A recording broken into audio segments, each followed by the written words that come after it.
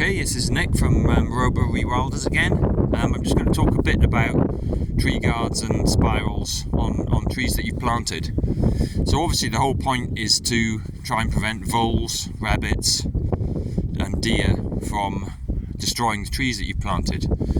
These are about 4 or 5 years old. There's a crab apple on the end, plenty big enough. Taken the spiral off it. Ideally, I would say plant them without guards if you can. They grow more naturally. The deer guards, particularly the tall ones, act as kind of greenhouses and they force the tree up, and you can get them coming out the top. You take the guard and the stake off them, after 4 or 5 years, and the tree falls over because it's gone up very straight, very thin, and in particular it hasn't had a chance to wave about and therefore develop a root system that will cope with the wind. Ends up like a lollipop.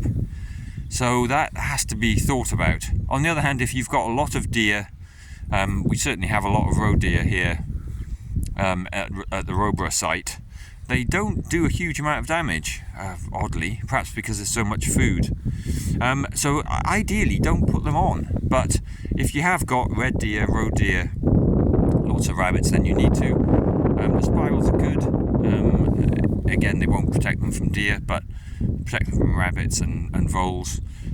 Leave them 3, 4, 5 years. Take them off, and you've got some nice trees. Obviously, using plastic. I don't know of anything that's recyclable that's as good, and I personally think if it gives you a tree that will last for 40, 50, 100 years, then a one-off use of plastic is worth it. You can make little piles with them. They will eventually break down, and they do, you can turn them into little habitat piles. Anyway, there you go, tree guards.